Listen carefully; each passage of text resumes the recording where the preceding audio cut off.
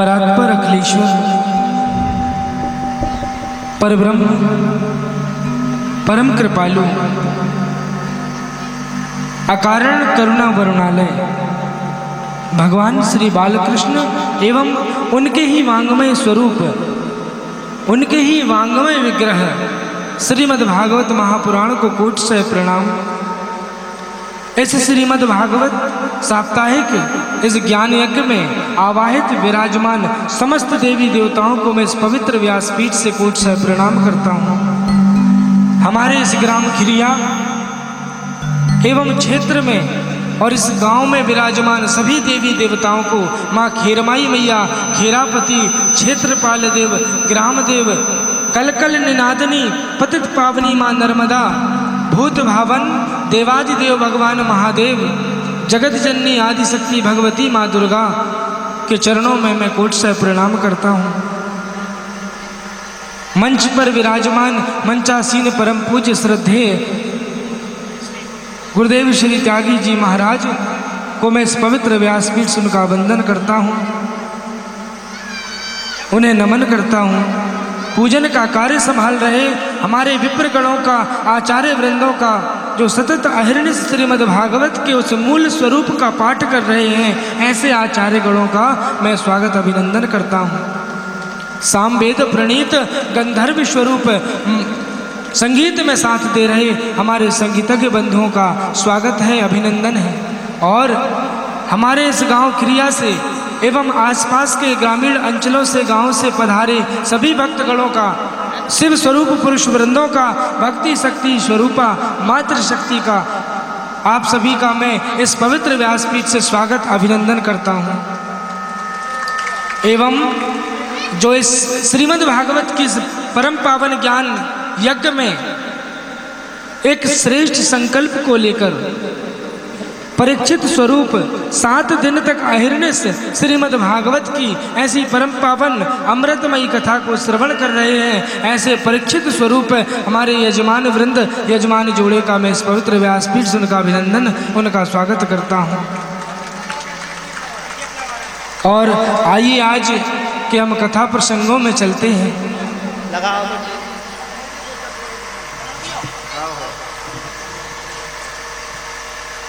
तो सर्वप्रथम कथाओं को श्रवण करने से पूर्व भगवान की जहाँ भगवत चर्चा हो, भगवान की कथा यदि आप श्रवण करने बैठे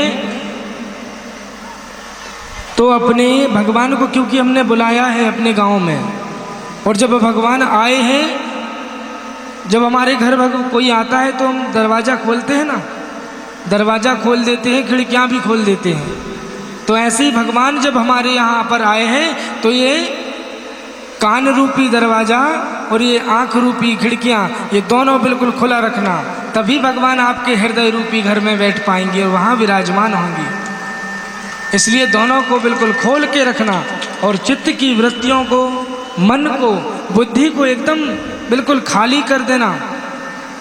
मैं बार बार कहता हूँ कि घर से जब भी निकला करो तो अपने दिमाग में, हमारी बुद्धि में, हमारे चित्त में जो कुछ भी भरा है वो घर में छोड़ के आया करो। यदि यहाँ भरी भराई सब लेके आओगे तो फिर यहाँ से क्या लेके जाओगे। तो कल हमने बड़ी धूमधाम से भगवान श्री कृष्ण जी का प्राकट्य उत्सव मनाया। नंद घर आनंद भयो, लेकिन नंद घर आनंद भयो आज होगा, क्योंकि कल तो मथुरा में कंस की कारागृह में देवकी और वसुदेव के यहाँ पर भगवान का प्राकट्य हुआ है। और वसुदेव जी भगवान को लेकर कहाँ गए हैं? गोकुल में नंद बाबा के यहाँ, नंदरानी यशोदा मैया के यहाँ पर, और हमारे लाला को वहाँ पर रात्रि में ही सुलाकर, और वहाँ जो कन्या हुई थी उस कन्या को, जो योग माया की स्वरूप थी वो कन्या, उस कन्या को लेकर आ गए। अब बहुत ध्यान से सुनना, भगवान यहाँ कंस ने वसुदेव जी को और देवकी को, वसुदेव जी को हाथों में हथकड़ियाँ, पैरों में बेड़ियाँ बांध दी थी, फिर भी जब भगवान को लेकर वो जाने लगे, भगवान के नज़दीक जब गए और भगवान को अपने सिर में पधराया महाराज, तो उस समय उनकी हथकड़ियाँ भी खुल गईं और बेड़ियाँ भी टूट गईं। पहरेदार गहरी नींद में सो गए और सारे दरवाजे जेल के टूट गए और लेकर के चले गए। लेकिन जब वापस कन्या को लेकर आए हैं, वापस जब कन्या को लेके आए हैं, तो धीरे धीरे एक एक दरवाजे बंद होते जा रहे हैं। पहरेदार जाग गए जो सो रहे थे, और फिर से जब अंदर पहुंचे तो फिर से हथकड़ियाँ और बेड़ियाँ फिर लग गईं। तो यहाँ पर सुखदेव जी महाराज ने बताया राजा परीक्षित को कि परीक्षित, ये किस लिए हुआ? क्योंकि जब जीव भगवान का आश्रय ग्रहण करता है तो वो सारे बंधन उसके खुल जाते हैं, सारे बंधन से वो मुक्त हो जाता है। लेकिन जब जीव माया को लेकर आता है तो फिर से बंध जाता है। इसलिए वसुदेव जी जब माया रूपी कन्या को लेके आए हैं तो फिर से बंधन में बंध गए। कंस को महाराज जैसे ही पता चला कि 8वां हो गया, 8वां हो गया, और 8वें से ही डर था कंस को सबसे ज़्यादा। लेकिन जब आया तो देखा तो अरे ये तो पुत्री हुई है। तो पहले कंस के मन में ये विचार आया कि मैं इसे नहीं मारता हूँ, लेकिन बाद में सोचा आकाशवाणी ने तो कहा था कि 8वां गर्भ जो होगा वो तेरी मृत्यु का कारण बनेगा। अब 8वां गर्भ पुत्र होगा कि पुत्री होगी ये आकाशवाणी में नहीं कहा था। तो महाराज 8वां गर्भ, इसलिए कंस ने क्या किया, उस कन्या को उठाकर जैसे ही 6 बालकों को तो पहले ही मार चुका था, 7वें को तो भगवान ने जो बलराम जी थे उनको तो पहले ही गर्भ से निकालकर रोहिणी मैया की गर्भ में स्थापित कर दिए। 8वें इस कन्या को कंस जैसे ही पटकना चाह रहा था, वैसे ही वह कन्या जो है ऊपर उठाया कंस ने पटकने के लिए, अनंत आकाश में उड़कर चली गई और अष्टभुजी दुर्गा का रूप धारण कर लिया और कहती है कंस से, अरे दुष्ट कंस, तू मुझे क्या मारेगा? तुझे मारने वाला तो इस ब्रज में आ गया है, उसने तो अवतार ले लिया है। कंस बड़ा भयभीत हो गया महाराज, इतना भयभीत हो गया कि आपातकालीन तत्काल सभा बुलाई रात में ही, सभी मंत्रिमंडल को बिठाला कि इस ब्रज में जितने भी अभी अभी नवजात शिशु जो पैदा हुए हैं उन सब का पता लगाओ पूरे 84 कोस के ब्रजमंडल में, और जो भी जहाँ भी छोटा सा नन्हा सा नवजात शिशु मिले उसे तत्काल मार दो। ये सूचना दे दी कंस ने। तो ये तो हो गई महाराज मथुरा की बात। अब आइए हम सब लोग बड़े प्रेम के साथ चलते हैं कहाँ? गोकुल में, नंद बाबा के यहाँ, जहाँ पर इतना दिव्य उत्सव मनाया जा रहा है। जैसे ही नंद बाबा को पता चला कि लाला भयो है तो नंद बाबा की खुशी का ठिकाना न रहा महाराज। 108 विप्रों को बुलाया, स्वस्ति पाठ करवाया। जैसे ही स्वस्ति पाठ एक साथ विप्रों ने किया है, हरि ओम स्वस्ति न इंद्रो वृधश्रवाः स्वस्ति न पूषा विश्ववेदाः स्वस्ति नस्तार्क्ष्यो अरिष्टनेमि स्वस्ति नो बृहस्पतिर्दधातु। और जैसे ही स्वस्ति पाठ 108 विप्रों ने किया, यहाँ पर देखिए इतना, अब नंद रानी के यहाँ लाला हुआ है, ये नंद बाबा के यहाँ महाराज बेटा नहीं हुआ। कौन हुआ है? साक्षात आनंद ही बेटा बन करके आ गया है। कौन आ गया है? आनंद ही, मूर्तिमान आनंद बेटा बन करके आ गया है। देखिए भगवान का कल भी हमने बताया था आपको, भगवान का जन्म नहीं होता, भगवान जन्म नहीं लेते, बल्कि भगवान का अवतार होता है, भगवान प्रकट होते हैं। कैसे? निज इच्छा निर्मित तनु लीन मनुज अवतार। जब इच्छा हुई तब आ गए और जब इच्छा हुई तब चले गए, अंतर्ध्यान हो गए। याद रखना, हमारा जन्म होता है, हमारा मरण होता है, हमारा आना और जाना किसके हाथ में है? भगवान के हाथ में है, ऊपर वाले के हाथ में है। हमारा आना और जाना ये हम परतंत्र हैं, लेकिन भगवान का आना जाना उन्हीं के हाथ में है, स्वतंत्र है। निज इच्छा निर्मित तनु, जब इच्छा हुई तब आ गए, जब इच्छा हुई तब अंतर्ध्यान हो गए। तो भय प्रकट कृपाला, इसलिए कहा गया है भगवान प्रकट होते हैं। तो नंद बाबा के यहाँ गुरुदेव सुखदेव जी महाराज वर्णन करते हैं राजा परीक्षित से कि राजन, नंद्वास्त्वात्मजं उत्पन्ने जाता है लादो मना महामनः, आहूय विप्रान वेद ज्ञान स्नातः सुचिरलंकृतः। नंदास्व आत्मजम उत्पन्ने जाता अहलादो महामना, नंद बाबा के यहाँ साक्षात कौन आया है? मूर्तिमान आनंद। विप्रान आहूय, विप्रों को बुलाया, 108 स्वस्ति पाठ करवाया नंद बाबा ने। और अब नंद बाबा का महल पता है कितना बड़ा है? अब छोटा मोटा महल तो है नहीं नंद रानी और नंद बाबा का, कितना बड़ा है बताएं। नंद बाबा का महल, अब जरा विचार कीजिए कि वामन महल के अंदर वामन तो बड़े बड़े चौक बने हुए हैं। एक चौक जितना बड़ा अपना जो खिरिया गांव, एक चौक इतना बड़ा है। ऐसे 52 चौक महल के अंदर ही हैं। 9 लाख गौएं हैं नंद बाबा के यहाँ। उन 9 लाख गौओं में नंद बाबा ने लाला की खुशी में 2 लाख गौओं का दान कर दिया। विप्रों को, संतों को गौदान किया है आज 2 लाख। धेनु नाम नियुतो प्रादादो विप्रेभ्यः समलंकृते, तिलाद्रीन सप्तरत्नो गसीत कौम्भावरावृतान। ध्यान देना, सबसे बड़ा दान कहलाता है कौन सा? गौदान का।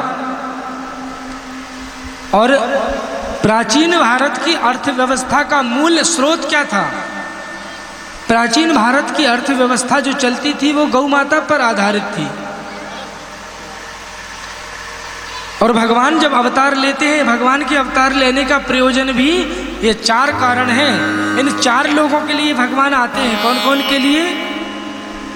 विप्रधेनु सुर संत हिते लीन मनुज अवतार। विप्र ब्राह्मणों पर जब अत्याचार हो, धेनु गौ माता पर जब अत्याचार हो तो गौ माता की रक्षा के लिए, सुर देवता जब कष्ट में हो, देवताओं पर जब संकट हो, और संतों पर जब संकट हो, ये 4 लोगों पर, इन 4 लोग जो हैं, ये 4 प्रकार के जो पुरुषार्थ बताए हैं हमारे उपनिषदों में, हमारे शास्त्रों में, कौन कौन से हैं? पुरुषार्थ चतुष्टय कहा जाता है जिन्हें। बहुत ध्यान से सुनना, पुरुषार्थ चतुष्टय 4 पुरुषार्थ होते हैं। कौन से? धर्म, अर्थ, काम और मोक्ष। धर्म, अर्थ, काम, मोक्षाणाम। ये धर्म, अर्थ, काम, मोक्ष, ये 4 पुरुषार्थ हैं। और ये जीवन मिला है इन्हीं 4 पुरुषार्थों को करने के लिए मिला है। तो ये जब समय, ये तो हमें जवान बचपन से ही इन 4 पुरुषार्थों के लिए प्राप्त करने के लिए हमें प्रयत्न कर लेना चाहिए। और ये 4 जो हैं, विप्र, धेनु, सुर, संत, ये चारों लोग ये 4 पुरुषार्थों का, कौन कौन से? धर्म, अर्थ, काम और मोक्ष, इन 4 का प्रतिनिधित्व करते हैं। तो महाराज खूब चकाचक गौओं का दान किया नंद बाबा ने। अब नंद बाबा के यहाँ लाला हुआ है नंद रानी यशोदा मैया के यहाँ पर। अब ये बात पूरे ब्रज में फैल गई। अब 84 कोस की जितनी गोपियाँ थी महाराज, जितनी गोपियाँ हैं, अब सब गोपियाँ मैया यशोदा के यहाँ पर लाला के जन्म की खुशी की बधाई देने के लिए खूब सज धज कर जा रही हैं। 1, 2, 10 गोपी नहीं, बल्कि लाखों की संख्याओं में गोपियाँ जा रही हैं। ध्यान से सुनना, अब गोपियों ने क्या किया? अब गोपियां सच के जा रही हैं कि लाला भयो है, तो लाला के जन्म की बधाई दे आए में मैया यशोदा को खूब आनंद मना रहे हैं। सब खूब श्रृंगार किया, सब गोपियों ने, सबने 16 श्रृंगार किया। अब एक मैया जिनकी उम्र थी 95 साल की, कितने 95 साल की हो गई वो बुढ़िया माई। अब वो भी कहती है मैं भी जाऊंगी मैया यशोदा के यहाँ लाला जन्म की बधाई देने के लिए। तो महाराज वो बुढ़िया मैया ने क्या किया, अब 80 साल पहले जो विवाह हुआ था उस बुढ़िया माई का, 80 साल पहले का अपना लहंगा वो शादी का जोड़ा निकालो और उसी को पहन लियो। अब वो पहन तो लियो, वो माई ने 95 साल की हो गई है, लेकिन श्रृंगार करते करते वो उस बुढ़िया माई से एक गलती हो गई, गड़बड़ी हो गई। क्या गड़बड़ी हो गई?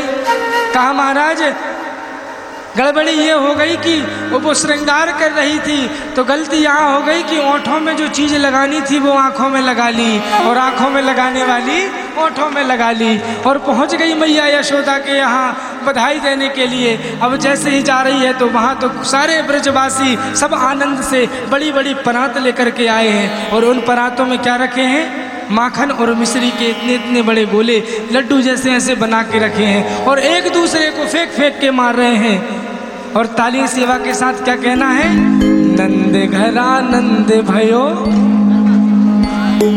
नंद घरा नंद भयो।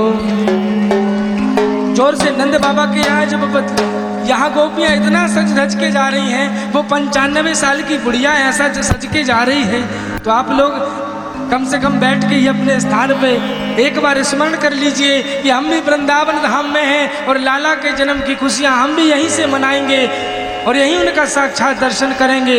नंद घरा नंद भयो, नंद घरा नंद भयो। जय हो। नंद घरा नंद भयो, जय कन्हैया लाल की, आनंद उमंग भयो, जय कन्हैया लाल की। नंद घरा नंद भयो, या लाल की, आनंद उमंग भयो, जय कन्हैया लाल की। नंद घरा नंद भयो, जय कन्हैया लाल की, ओ आनंद उमंग भयो। जय कन्हैया और लाल महाराज की। यहाँ फिक्र है माखन और मिश्री के गोला। लाला जन्म में सुनी आई, यशोदा मैया दे लो बधाई। अरे लाला जन्म में सुनी आई, यशोदा मैया ले लो बधाई। हे लाला जन्म में सुनी आई, यशोदा मैया दे लो बधाई। और महाराज लाला के जन्म में ऐसी झूमती हुई मस्ती के साथ जब लाला का जन्म हुआ तो सारे ब्रजवासी सारी गोपियां पहुंची है कहाँ, नंद बाबा नंद रानी के यहाँ। और वहां पर जब माखन मिश्री के गोला फेंक रहे तो वो बुढ़िया माई वहीं से निकल रही थी। अब जब वो माई जा रही है तो माँ उस बुढ़िया के अब दांत तो है नहीं एक भी। अब वहां से कहती क्यों रे लाला जका हो रहे हैं, तो वहां कहा कि अब हम एक माखन का गोला उस बुढ़िया माई के मुख में किसी ने मारा तो जैसे उस बुढ़िया माई ने अपना मुंह खोला तो सीधे अब दांत तो है नहीं तो गटाक से सीधे पेट के अंदर। और कहा क्यों रे लाला जो का भयो, तो कहता अभी भी पता नहीं चलो माई तेरो मुंह मीठो भयो। का भयो, मुंह मीठो भयो। लाला जन्म में सुनी आई, यशोदा मैया दे लो बधाई। लाला जन्म में सुनी आई, यशोदा मैया दे दो बधाई। दे दो बधाई मैया दे दो बधाई। दे दो बधाई मैया दे दो बधाई। दे दो बधाई मैया दे दो बधाई। दे दो बधाई मैया दे दो बधाई। अरे लाला लाला जन्म में सुनी आई, यशोदा मैया दे दो बधाई। लाला जन्म में सुनी आई, यशोदा मैया दे दो बधाई।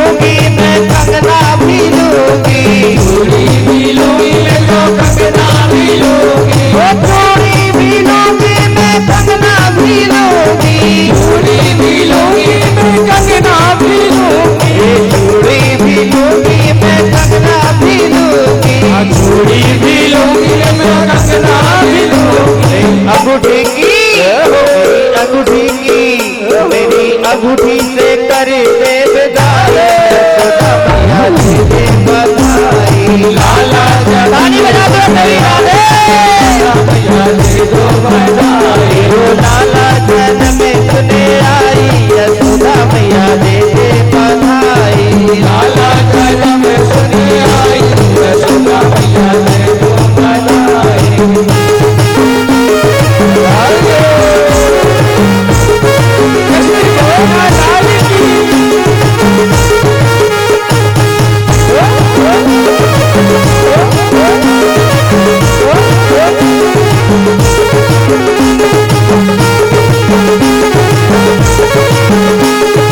साड़ी भी लूंगी मैं लहंगा भी लूंगी साड़ी भी लूंगी मैं लहंगा भी लूंगी वो साड़ी भी लूंगी मैं लहंगा भी लूंगी साड़ी भी लूंगी मैं लहंगा भी लूंगी अरे साड़ी भी लूंगी मैं लहंगा भी लूंगी साड़ी भी लूंगी मैं लहंगा भी लूंगी और मेरी चुनरी से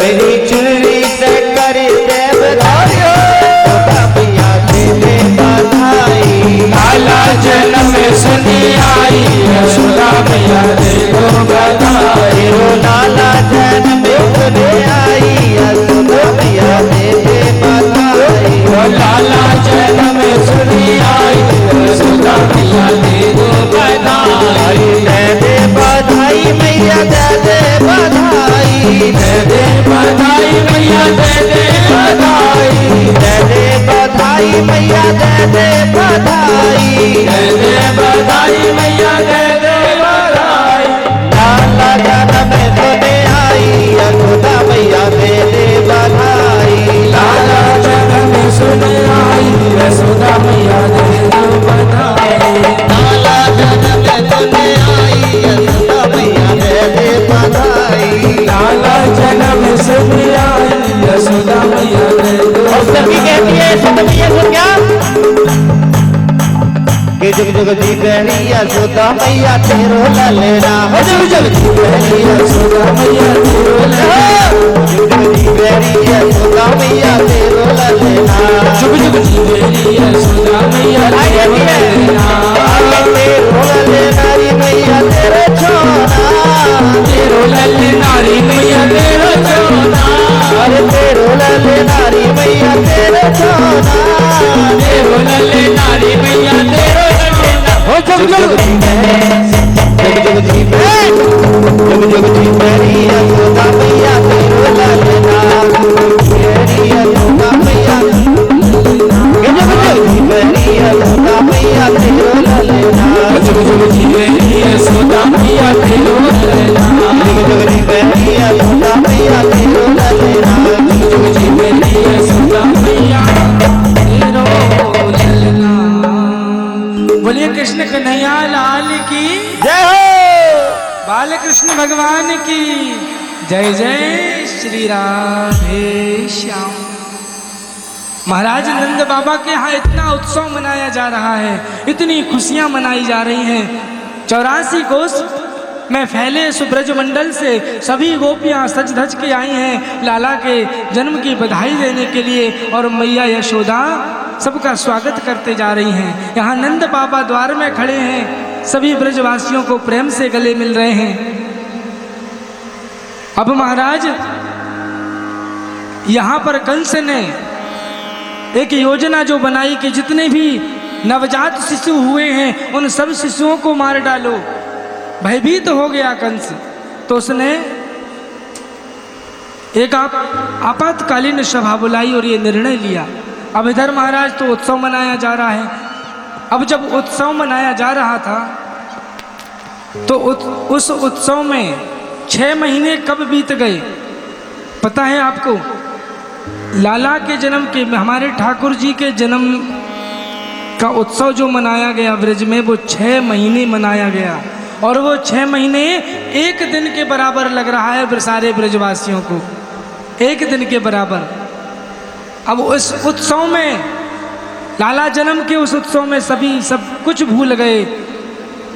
तो अचानक से नंद बाबा को याद आ गया क्या कि अरे मुझे तो कहाँ जाना था, वार्षिक जो कर है, वार्षिक कर देने मथुरा के राजा कंस को जो हर साल टैक्स देना पड़ता है वो देने मुझे जाना है, और मैं इस उत्सव में तो भूल ही गया। और यदि कंस को यह बात पता चली और कहीं वो क्रोधित हो गया तो बड़ा उत्पात मचाएगा।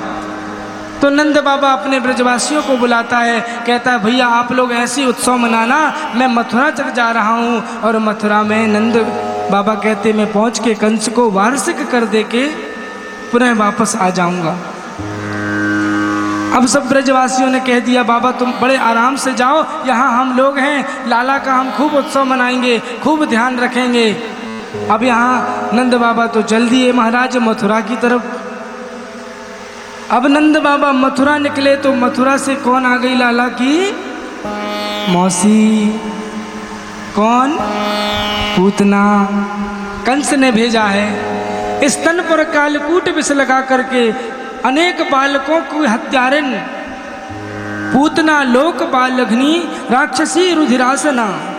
भागवत जी में कहा गया है कि जिंघासयापि हरे स्तनम दव्याय अपसापि।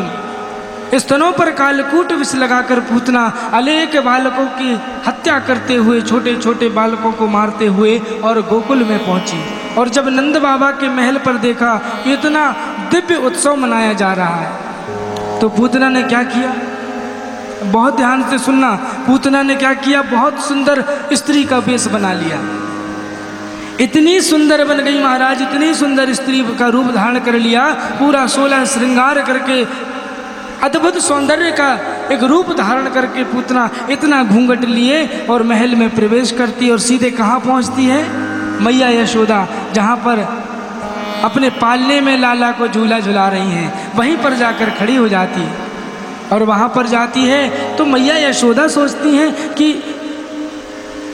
ये कौन है, इनको तो मैंने कहीं देखा नहीं। तो तत्काल पूतना क्या बोल देती है, पूतना कहती है कि अरे नंदरानी आप मुझे भूल गई। अरे यशोदा जी आप मुझे भूल गई, मैं मिश्रानी हूँ, पंडित जी आए थे अभी, वो तो चले गए, मुझे अब भेज दिए। अब वहाँ पर कोई एक दो तो नहीं महाराज, हजारों लाखों गोपियाँ थी, हजारों लाखों ब्रज वहाँ की ब्रजांगनाएँ थी, ब्रजवासी थे। अब मैया यशोदा ने सोचा ठीक है होगी कोई ब्राह्मणी, ठीक है लाला को खूब आशीर्वाद देव, लाला चिरंजीव हो ऐसा आशीर्वाद देना। अच्छा एक काम करो बहन, हमारे घर में बहुत सारे मेहमान अतिथि आ रहे हैं तो मैं उन अतिथियों का सत्कार कर लूं, तब तक तुम लाला का थोड़ा ध्यान रखना। अब पूतना तो इतना चाह ही रही थी कि कब मौका मिल जाए। और यहाँ से जैसे ही मैया यशोदा निकली और वहीं पर पूतना आई और पूतना ने पालने में से नन्हे से, आज कितने दिन के हुए हैं कन्हैया जी, आज लाला केवल 7 दिन के हुए हैं। कितने दिन के? 7 दिन के। ध्यान देना, सुखदेव जी महाराज ने राजा परीक्षित को बताया कि राजन भगवान का जन्म कौन सी तिथि को हुआ, लाला कौन सी तिथि को आए? हाँ अष्टमी को, अष्टमी की रात में आए, अष्टमी को भगवान आए। और पूतना कब आई? चतुर्दशी को, 14 को। तो ये चतुर्दशी 14 स्थान। पूतना क्या है ये समझ लीजिए। पूतना जो है ये अविद्या का, ये अज्ञान का स्वरूप है। ये पूतना अज्ञान का स्वरूप है, अविद्या का स्वरूप है। और ये अविद्या या अज्ञान जो है इन 14 स्थानों पर वास करता है। कौन कौन से 14 स्थान हैं? 5 हमारी ज्ञानेंद्रियाँ, 5 हमारी कर्मेंद्रियाँ, कितने हो गए? 10। मन बुद्धि चित्त और अहंकार, ये 14 स्थानों पर पूतना रूपी अविद्या अज्ञान का वास होता है। इसलिए 14 को आई है ये पूतना। 7 दिन के कन्हैया हैं अभी, और उठाई गोद में, और गोद में जैसे ही अपनी गोद में ली है भगवान ने, छोटे से कन्हैया जी ने, लाला ने दोनों हाथ अपने छोटे छोटे हाथों को ऐसे लिया और दोनों हाथ ऐसे अपने नेत्रों को बंद कर लिया। अब भगवान ने नेत्र, अपनी आंखें क्यों मूंद ली, नेत्र बंद क्यों कर लिए? तो अनेकों संतों ने महाराज इसके बहुत से भाव बताए हैं, बहुत से भाव बताए हैं कि पूतना को देख करके भगवान ने तत्काल अपने नेत्र बंद कर लिए। क्यों? इसलिए कई एक संत बताते हैं या भाव बताते हैं कि भगवान कि कन्हैया भगवान शंकर का ध्यान कर रहे हैं और शिव जी से कह रहे हैं कि हे भोलेनाथ, अभी हम 6 दिन 7 दिन हुए नहीं यहाँ आए, अब हम तो आए थे यहाँ पर माखन मिश्री खाने के लिए, तो माखन मिश्री दूध तो ना मिलो, यहाँ जहर लगा कर ये मौसी और आ गई पहले से पिलाने। तो अब जहर पीना तो भोलेनाथ आप ही का काम है। समुद्र मंथन हुआ तो कई हजारों टन जहर पी गए थे आप, तो थोड़ा सा यहाँ भी आ जाओ, थोड़ा सा और पान कर लो, हम दूध हम पी लेंगे, जहर आप पी लेना। तो भोलेनाथ का ध्यान कर रहे हैं और ध्यान करते हुए क्या कह रहे हैं कि मेरा कोई ना सहारा बिन तेरे, मेरा कोई ना सहारा बिन तेरे,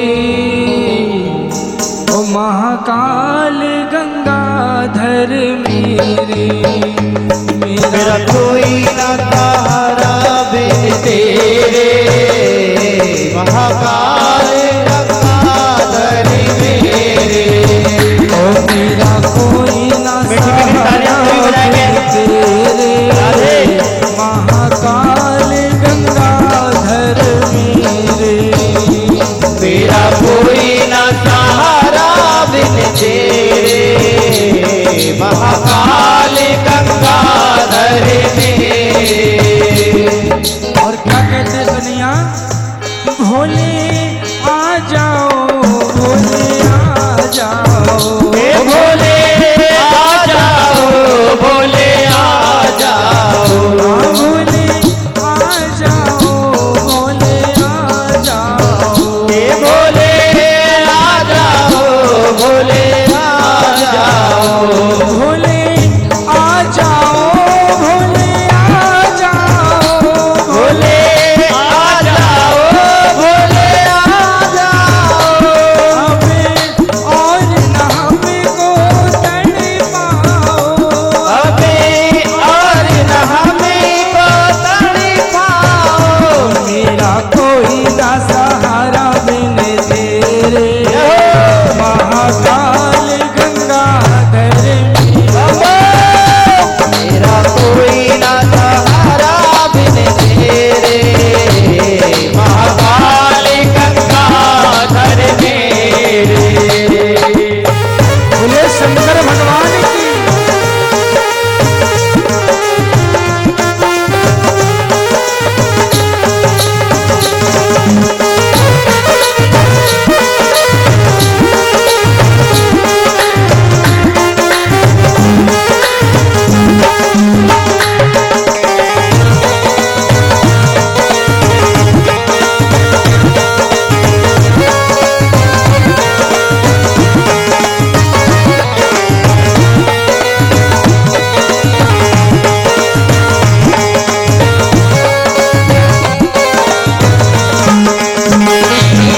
भोले बाबा तो इतने भोले हैं महाराज, इतने भोले हैं कि वो तो भोले से ही स्तुति करने से भक्त के आगे प्रकट हो जाते हैं, भक्त की रक्षा करने के लिए आ जाते हैं।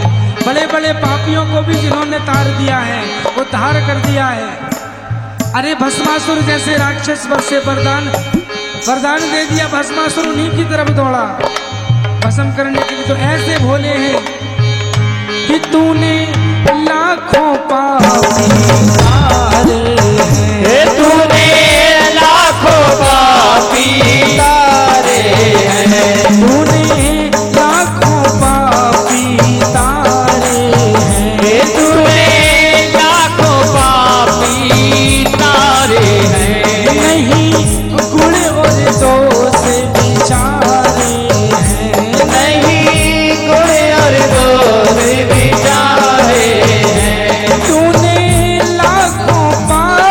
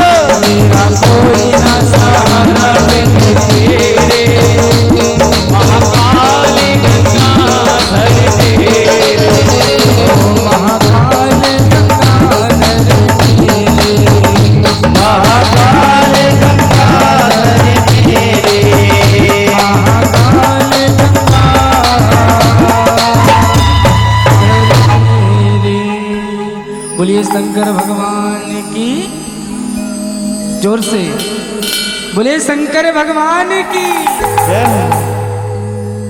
तो अनेक भाव संतों ने दिए कि पूतना को देखकर प्रभु ने अपने दोनों नेत्र क्यों बंद कर लिए। अब एक संत एक अपना भाव देते हैं कि भगवान जिस पर यदि ये दृष्टि डाल देते हैं ना, भगवान यदि जिस पर ये कृपा दृष्टि अपनी डाल देते हैं तो उसके सारे पाप वैसे ही नष्ट हो जाते हैं। तो वो पूतना तो इतनी पाप की है कि भगवान तो उसे दंड देना ही चाहते हैं। तो भगवान सोचते हैं कि यदि मैंने इसे देख दिया, मैंने इस पर अगर नजरें अपनी दृष्टि डाल दी तो इसके पाप तो वैसे ही नष्ट हो जाएंगे।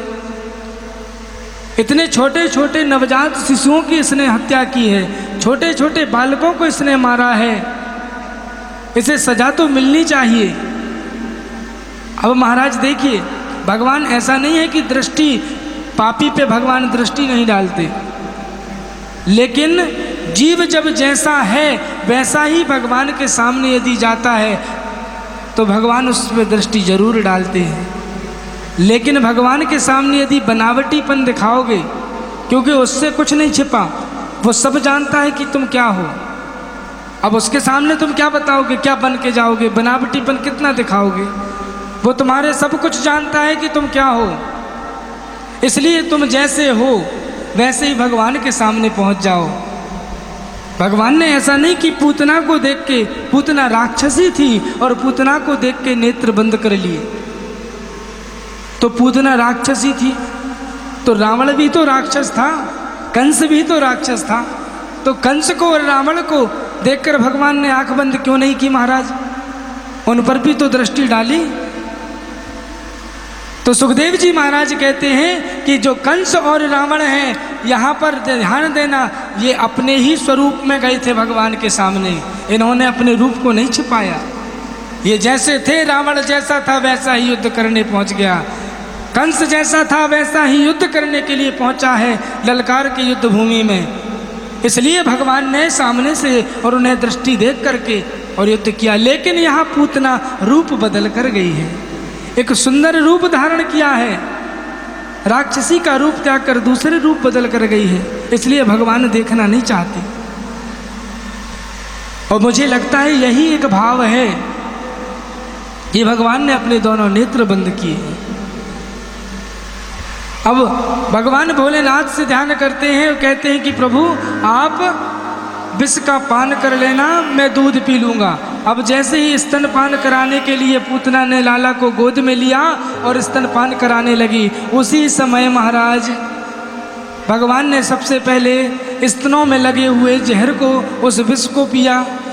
फिर भगवान दूध का पान करने लगे और जब पूरा दूध पी गए, दूध को पीने के बाद इस पूरे शरीर का जो रस तत्व होता है उस रस तत्व को का पान करने लगे। इसके बाद भगवान पूतना के प्राणों को पीने लगे। अब जब प्राण निकलते हैं किसी के तो बड़ी झटपटाहट होती है, जब प्राण निकलते हैं खूब झटपटाहट होती है, घबराहट होती है। पूतना को भी खूब ऐसे ही झटपटाहट और घबराहट होने लगी। अब पूतना अपने मूल स्वरूप में आ गई, अब वैसे ही राक्षसी का रूप धारण कर लिया और बड़ी जोर से चिल्लाती हुई कहती है, अरे लाला, राधे, अरे लाला छोड़, अरे कन्हैया छोड़, अरे लाला छोड़। लेकिन महाराज 7 दिन के हैं आज कन्हैया, और 7 दिन के कन्हैया आज पहली बार कन्हैया ने बोल दिया। 7 दिन के कन्हैया बोलते हैं कि मौसी, हम एक काम ये जरूर करते हैं, क्या कि किसी को इतनी जल्दी हम पकड़ते भी नहीं, और यदि एक बार पकड़ लेते हैं मौसी फिर छोड़ते नहीं आसानी से। अब आपको तो हमने उद्धार करके ही आपको छोड़ेंगे। और इतने में पूतना ने अपना विकराल रूप धारण कर लिया, इतना विकराल रूप धारण कर लिया महाराज, उसी समय पूतना के प्राणांत हो गए, प्राणों का पान प्रभु ने कर लिया। तो पूतना धड़ाम से जब पूतना का शरीर गिरा है तो अनेक वन उपवन बाग बगीचे के सारे वृक्ष धराशायी हो गए, सब गिर गए, इतना विशाल पूतना का शरीर। सारे व्रजवासी मैया यशोदा सारी गोपियां दौड़ी दौड़ी आई, लाला कहाँ है, लाला कहाँ है, सब खोजने लगी। अब महाराज सब मैया यशोदा को सुना रही हैं कि तुम किसी के भी भरोसे लाला को छोड़ देती हो। सबने देखा तो क्या देखते हैं कि अभी भी ठाकुर जी, अभी भी कन्हैया कहाँ पूतना के उस शरीर में स्तनों वक्षस्थल पर बैठे हैं और दूध पी रहे हैं, वहीं पर बैठे बैठे। सबने सीढ़ी लगाई उसके शरीर में चढ़ने के लिए। उन ब्रजवासियों ने पूतना के शरीर में सीढ़ियां लगाई और ऊपर चढ़ कर के छोटे से नन्हे से लाला को नीचे उतार कर लेके आए। अब देखिए वहाँ की जो ब्रजवासिनी है ना, जो गोपियाँ, तो माँ जो होती, माँ का एक वात्सल्य भाव एक अलग होता है महाराज, कि लाला को एक राक्षसी ने स्पर्श कर लिया है, उसने छुआ है, इसलिए लाला को सबसे पहले कहाँ लेकर गए? गौशाला में लेकर गए। ध्यान से सुनना, कहाँ? गौशाला में लेकर गए, जहाँ गौएं बंधी हैं। और अब यहाँ ध्यान देना कि माताएं, कि घर में छोटे से लाला हमारे यहाँ जब होते हैं और यदि ऐसा लगे कभी कभी खूब रोते हैं, वो देखा होगा आपने, और जब रोते हैं तो फिर चुपते भी नहीं, कितना भी प्रयास कर लो। डॉक्टर के यहाँ हम लेके जाते हैं, अब वो बोलना तो जानते नहीं कि हमें क्या तकलीफ है कि बता सकें। अब डॉक्टर भी दवाई दे देता है, इसके बाद भी वो तकलीफ दूर नहीं होती कभी कभी। तो ऐसे में क्या करना चाहिए कि जो गाय है, जो गौ माता है, कौन सी गौ माता? देसी गाय। देसी गाय, उस देसी गाय के चरणों के नीचे की, देसी गाय के चरणों के नीचे की थोड़ी सी मिट्टी लेना। ये बहुत बढ़िया उपचार बता रहे हैं, सुन लीजिए। देसी गाय के चरण के नीचे की थोड़ी सी मिट्टी लेना और छोटे से हमारे घर के जो लाला हैं उनके 12 स्थानों में, कितनी जगह लगाना है? 12 जगह। यहाँ से प्रारंभ करना है, यहाँ लगाना है, फिर यहाँ लगाना है, यहाँ लगाना है, ऐसे नीचे करके 12 जगह वो मिट्टी लगा दीजिए और 11 बार उसी देसी गाय के पूंछ से 11 बार झाड़ा दे दीजिए। किसी भी प्रकार की नज़र हो तो तत्काल उसी क्षण दूर हो जाएगी। आज गोपियों ने, सब मैया यशोदा ने मिलकर आज कन्हैया को नाम लेकर, भगवान का नाम लेकर के भगवान की ही नज़र उतार रही हैं। भगवान भी सोच रहे हैं ये लो हमारा ही नाम ले रही और हमारी ही नज़र उतारी जा रही है। कन्हैया मन ही मन सोच रहे हैं। तो आइए हम सब मिलकर भगवान की हम भी ऐसी ही नज़र उतारते हैं, प्रेम और बड़े भाव से मीठी मीठी तालियों की सेवा के साथ। होइनी मोटे मोटे नैनन के तू, इन मीठे मीठे पैरन के तू, साबरी सलोनी सी सूरत के तू, इन प्यारी प्यारी मूरत के। ओ कजरारे मोटे मोटे तेरे नैन,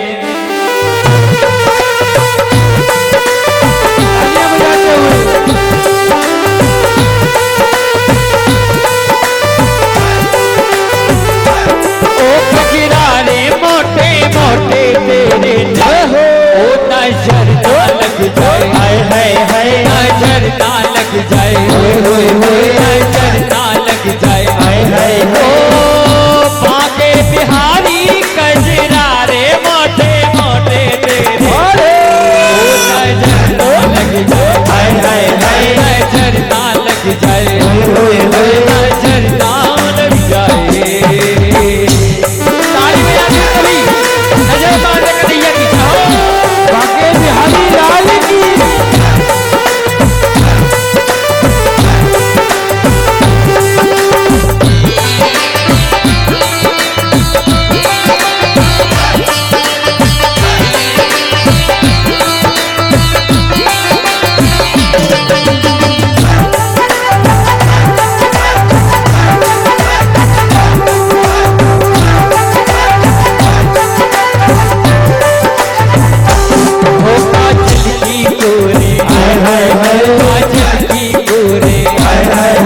और जिगर मरोरे और जिगर मरोरे रस्ते गोरे ओ मैं तो हारी रे कजरा रे मोटे मोटे ओ नजर लग जाए नजर लग जाए नजर लग जाए।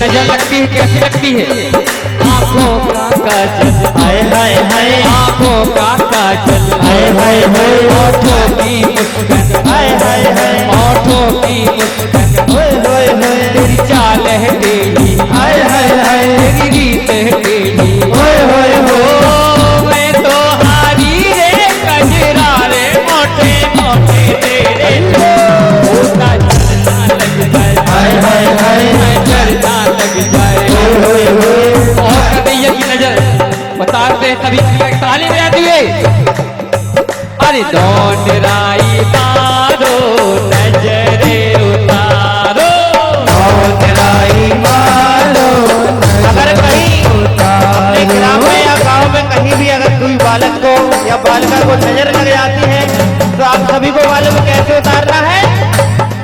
अरे दौड़ राई मारो नजरे उतारो दौड़ राई मारो नजरे उतारो अरे देखो रे देखो देखो रे देखो काना लागे कितना प्यारो प्यारो दौड़ राई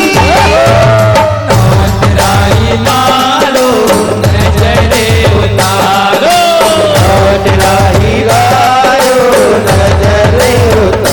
अरे टोपी कन्हैया को देखती है कन्हैया को देख रही है और लेके कहती है कन्हैया से कन्हैया कितने बरसों बाद आज हमें प्रभु के दर्शन हुए और कहती है गोपी क्या बोलो बाके बिहारी लाल की और गोपी कहती है क्या कन्हैया से कि जिनके सपने हमें रोज आते रहे गुनगुनाते रहे जिनके सपने हमें रोज आते रहे गुनगुनाते रहे ये बता दो ये बता दो कहीं तुम्हें वही तो नहीं तुम्हें वही तो नहीं जिनके सपने हमें रोज आते रहे गुनगुनाते रहे ये बता दो ये बता दो कहीं तुम्हें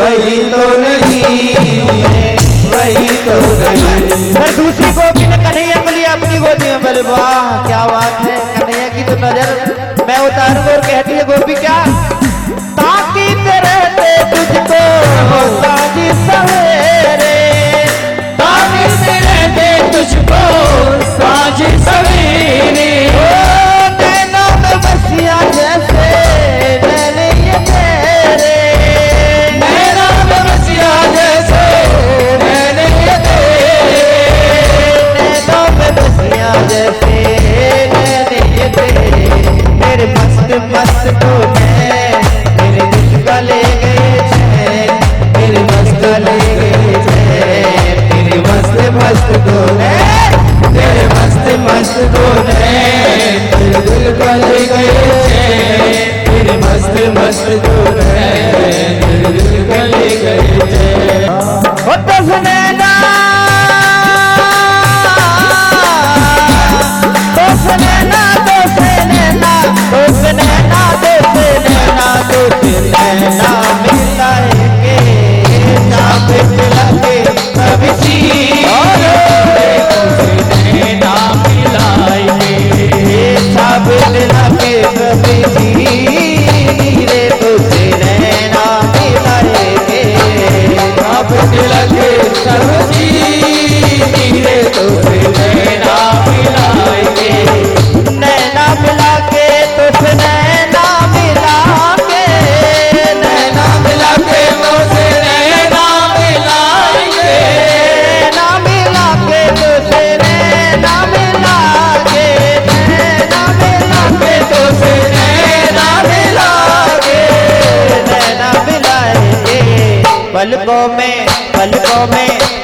मैं बंद कर ली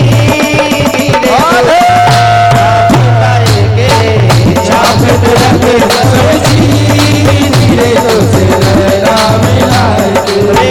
गोरी गोरी मैया में हरी हरी चूड़िया गोरी गोरी मैया में हरी हरी चूड़िया हरी हरी चूड़िया हरी हरी चूड़िया हरी हरी चूड़िया हरी हरी चूड़िया गोरी गोरी मैया में हरी हरी चूड़िया गोरी गोरी मैया में हरी हरी चूड़िया हरी हरी चूड़िया ओहे सुहागन की रे तुझ रहना मिलाएंगे छाप तिलक सब्जी धीरे से लहरा मिलाएंगे। लाभ तिलक सब्जी रे तुझ रहना मिलाएंगे छाप तिलक सब्जी धीरे से लहरा मिलाएंगे।